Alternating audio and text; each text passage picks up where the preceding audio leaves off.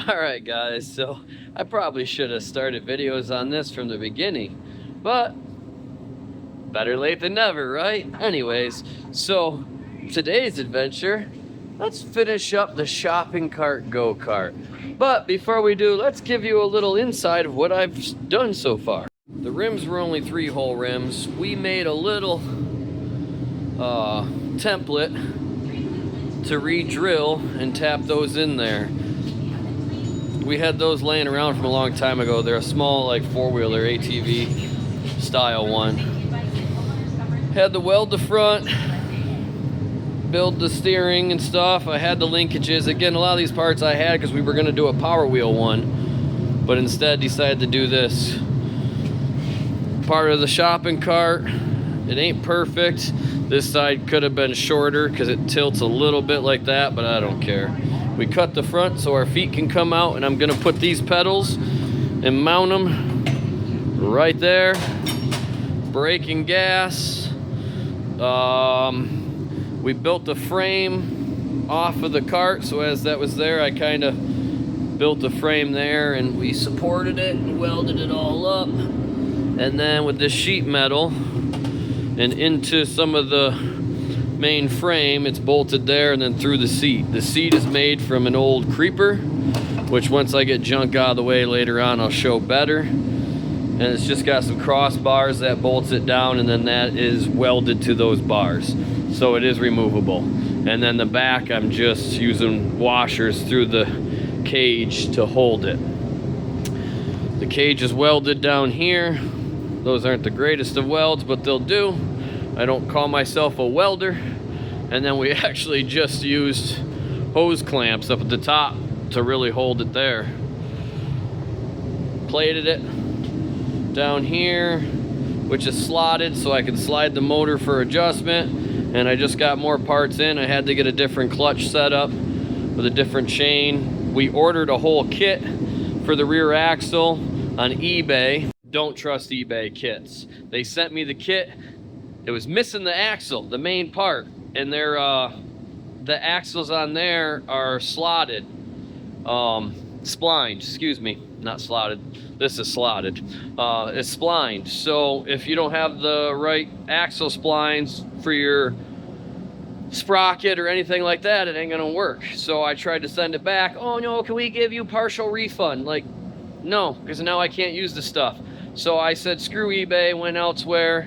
I went to Tractor Supply and got a solid shaft because I was gonna make my own, but I don't have nothing to really key it good, you know, and slot it and make it decent without trying to do it by hand and taking hours. So I got online, went elsewhere, and got a Keyway one that is, hang on, that is threaded on the end so I can put nuts on as well besides locking keys.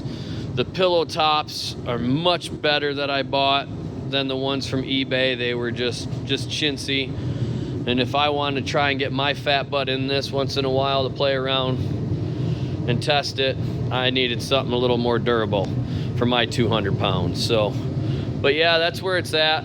We were thinking about painting, taking it apart and painting, but at this point, I'm just wanting to get it done and get riding it so I can get back onto the other projects.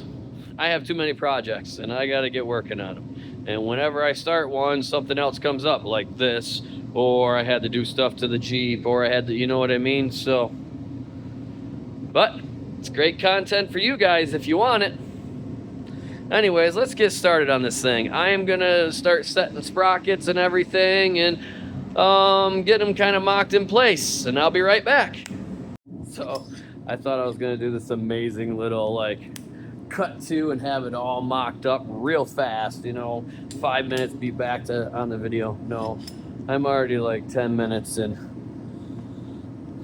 On the split sprocket, the holes aren't actually lining up at the bottom, so I tried to smooth this a little bit and that helped some, but now in the end I'm gonna have to enlarge these a little bit just so the bolt don't turn, and then I can come back to my amazing "it's done guys" transition. So be right back.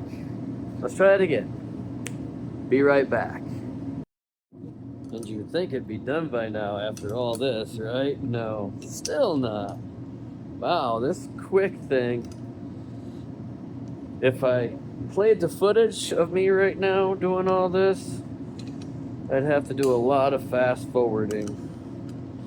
We might add that here and there, but maybe I'm just trying to get more straight to the point. So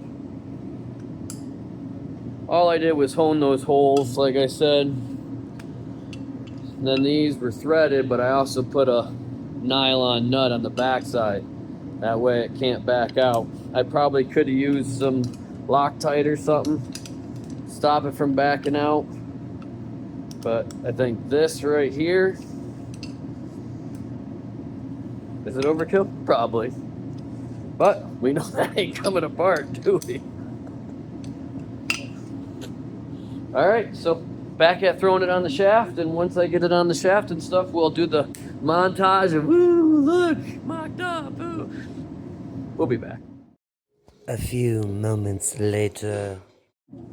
So now we're taking the brake disc apart with the spline center, changing it to this keyway lock style. Like I said, get the right stuff for this. So this, I messed up anyways when I ordered this because I didn't pay attention to my clutch teeth setup for my chain, which was a 35, and this wasn't. So on the other sprocket that came with that kit, I got ahead of myself. So we'll just speed this up, and you know how to take something apart and put something else together. This is nothing special. That's why I'm not really filming a lot of this.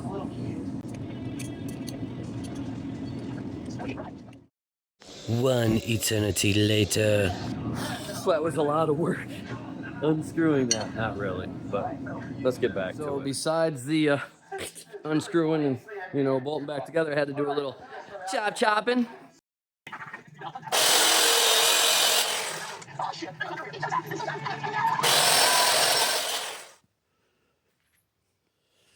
Got everything drilled, got the pillow tops bolted in, sprocket kind of lined up. We leveled it off. She's nice and square.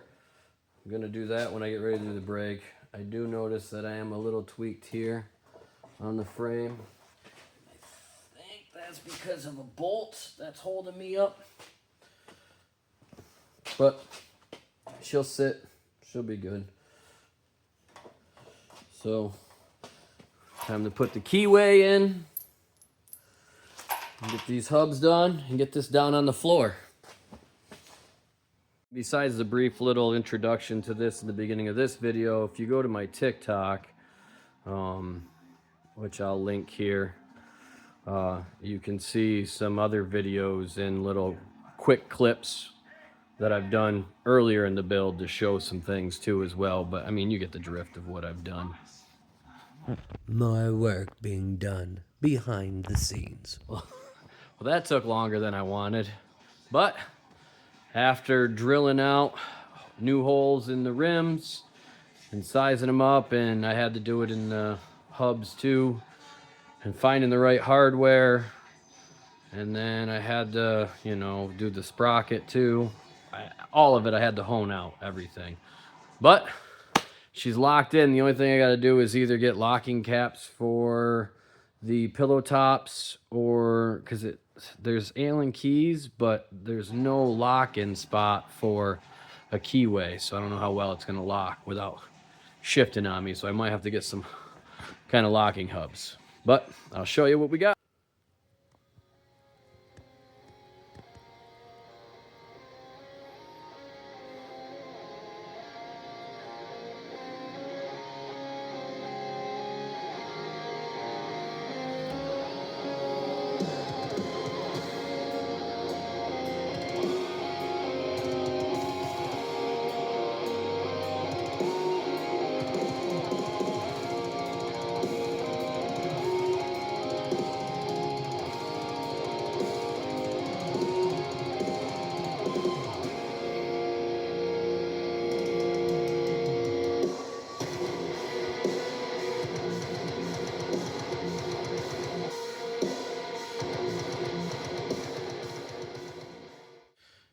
have to reline up my sprocket and stuff, but I haven't tightened all that down yet, but I will. There, yeah, I have to. She slid a little bit, but I made sure she was gonna line up perfect and square off. As I measured from my pillow tops, I also flat edged that the whole time before I drilled the pillow tops, so that would stay square. And I'm gonna make a mount here that holds my caliper, and I can slide this back and forth too to hold the caliper. But that's where we're at. I have a different exhaust and filter system with some different jets that I'll get to at some point, but I still need to put pedals on up here. I can show I still need to put pedals on, and I still need to make a bracket to hold the steering wheel and mount up the quick release so we can remove it when we want to get in and out easier, because the Dollar General basket was a lot smaller than a bunch of others, and I'm 200 pounds. So anyways, that's where we're at today on the grocery cart go-kart. And yeah, till the next video.